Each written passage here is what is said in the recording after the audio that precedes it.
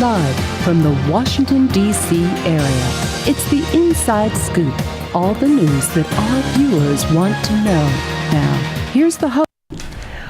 Welcome. This is Inside Scoop Virginia. I'm Bettina Lawton, your host, and we have with us now Mike Futrell. Michael is a candidate down in the 2nd District, which is down in the Quantico Marine Base area, Prince William County. Is that right, Michael? Yes, that reaches the east side of Route 1 in Woodbridge down into Stafford County. It does include Quantico. So that's a long district then.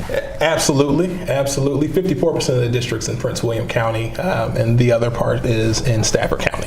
Okay. Now, tell me why you're running, first of all. Well, first off, I want to thank you for giving me the opportunity to be here and to have this conversation with you. You know, it's a great show, and I looked forward to having the opportunity to come out here and talk with you today. Going back to why I actually decided to run. You know, I've been working in my community for so long, and I've been talking to the families who felt like their voice wasn't being heard. They felt like they didn't have the leadership that was needed for us to continue to move forward. And when I talked with these families, they felt like they were in a position where they needed someone to stand up. They needed someone to step up and say, we want to be able to make a difference. And with that, I looked into the person who was currently in the seat. And I realized that he was only focusing on one segment of the population, and the entire district as a whole did not feel like they were being represented. And at the end of the day, this is not about partisan politics. This is about how can we best impact the families throughout the House District 2. And that's why I decided to run. Okay, and how long have you actually lived down there? Since 2008. I moved here in 2008 from Ohio.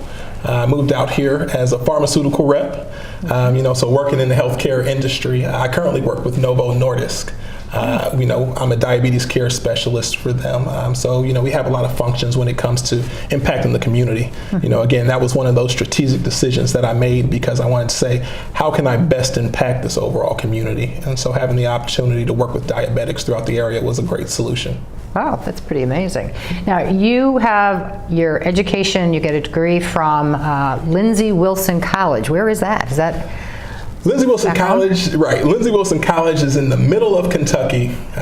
You have no idea where it is unless you pass there by accident. Oh, okay. All right. But great education system there. What I learned and the skills that I was able to bring, I wanted to be a teacher.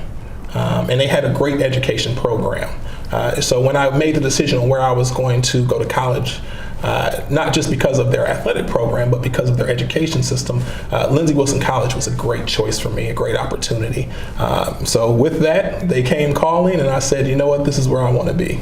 Well, I read something that said when you got out of college, you worked in some I don't know if it was an inner city school, but it was a poverty type school. Yes, in Dayton, Ohio. Wow. Gave me the opportunity to teach math and science for 5th and 6th graders.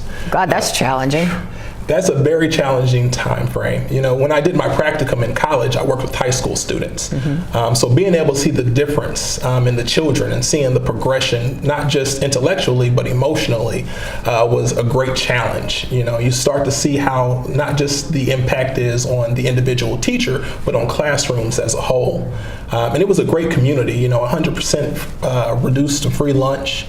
So it was a population of people who wanted more, but they needed to have the opportunity to see more. Okay.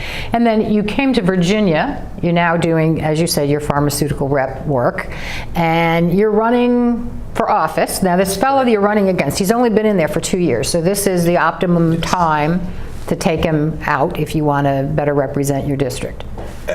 Absolutely. I think you say it well there. This is a great district. And I didn't move here because I wanted to run for office. I just saw an opportunity to be able to impact my community, which is how we got into this. It had nothing to do with how many times he had been elected, but this district, you're right, has only had one election cycle as far as the House of Delegates is concerned. But it's a great district for a Democrat. When you look at the numbers, President Obama won the district 58-41. Tim Kaine receives almost 60% of the vote. When it starts talking about affiliation, there's probably a 2-to-1 advantage Democrat to Republican. But what this was based on was the concept that Democrats are not going to come out in off-year elections. And so what we're out here doing is we're talking to the families and making sure that you need to be able to show that you're going to come out and you're going to continue to support. This is bigger than just these immediate families here. This is about our future here. here in Virginia. Well, I think people are starting to realize that you can come out and vote for President Obama, but if you don't come out the next time, the people that we send to Richmond can frustrate the very things that Obama is trying to do for the country. We see that in Richmond all the time. Absolutely, and that's been a consistent theme. You know, and the thing that we have these conversations back and forth with people about is the idea that understanding that your state and local politics will affect your day-to-day life more than the presidential election ever will. Now, with Virginia being as transient of a community as it is, what you have a lot of times are people that come from different areas, and they don't necessarily realize that we have an election every single year in Virginia. We're always in election time. That's true. You know, so we're trying to get that word out, and when you're knocking on doors and you hear people say, well, you know, I vote in every election, and say, okay, well, did you vote in the governor's election? Well, when is that? You know, so these are the conversations that we're trying to have with people, because if you want to make a difference, we need you to get out there and vote. Your voice has to be heard. And this election right here in November, the eyes are on us. I mean, this election is going to dictate what is the midterm elections going to look like? What are they going to look like? Virginia has a great opportunity here to be able to make a difference for us to move forward. And these are the conversations that we're having with the people. This is your chance. Well, let's talk about education. I'm assuming that that's a big issue because you were a teacher. Right. So where do you stand? I mean, we've got interesting ideas that float around. We're now grading our schools, and the state can now take over our schools if they fail. We've got all kinds of issues about, are we adequately funding them? What about teachers? What's your views? What's your platform on education like? You know, when I was the chair of the Young Democrats for Prince William County, I met with the teachers because we held a forum. In Prince William County, the teachers were not going to have the opportunity to get raises for the next 5 years. So what happened was they started talking. They said, well, you know, it's not fair that teachers aren't getting raises. These are the things that we do, so on and so forth. And I met with them and I said, you know what, you're absolutely right. But what you have to do is you have to change this conversation. What we need you to do is be able to explain to people what is the impact of teachers not getting raises. Mm-hmm. What does that mean to your family? What does that mean to your community? What does that mean to the state of Virginia?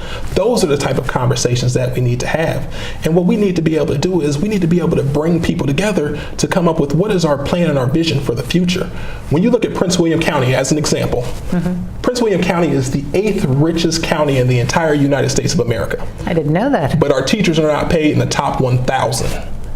Wow. When you look at, let's broaden it, let's look at Virginia as a whole. When you compare average Virginia teacher salary to average Virginia wage, we rank 50 out of 50th in the entire United States. You know, these are the impact, but these are the people that we want to educate our children. These are the people that are going to make the next great minds. But we're not taking an investment. So one of the things that we wanted to do was we wanted to create regional innovation councils. Now what this does is this brings together your community activists, your community leader, your educators, your business leaders, and it takes this approach. And what this does is it brings them all together and sets them at a table and it says, okay, what are going to be the jobs and the skills of the future? Now by doing that, what that allows us to do is every decision that we make from this moment on is going to be used to hit that goal that we have right here. So what does that impact on our economy? So now jobs can trust that we can bring our companies to Virginia because the skill sets that we are going to need to be successful can be kept right here in Virginia. What we need are people who are not looking at K through 12 issues, but are looking more so towards K through 20 solutions. We need people that are solution oriented when it comes to education. All right. That sounds like an actually amazing idea because people do seem to focus on just high school, but there is more than that we need to be focusing on to be competitive and let our kids be competitive for jobs. Absolutely.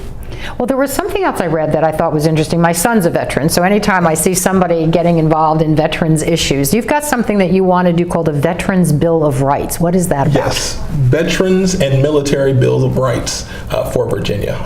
This actually came about while we were knocking doors, and you started to realize that every other door you knocked on tended to be a veteran or active military. Mm-hmm. And when you started listening to the people, you started to realize that they were saying their voice was not being heard.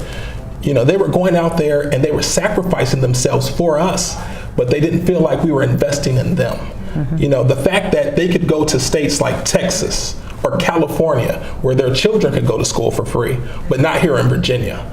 And what we have to do, again, it's going back to looking at this as an investment. This would help us for generations to come. We want to keep these people here in Virginia. So one of the things that we wanted to look to do was create a private-public transition. When we were talking to some of these veterans, they were saying, well, when it came time for us to transition from the military, we didn't feel like we were confident enough making those next steps. And we said, okay, well, this is what we would like to do. We would like to create an office that would help them transition into the private sector, because the skills that they were learning in the military, focusing on science, leadership, management, technology, these are things that would boost our overall economy and help us continue to grow. Virginia is a place that we want people to say, I wish I lived there. And the first step is being able to, one, focus on our education, and two, look out for the people and the families for which we have here. Virginia is a place that we want you to live.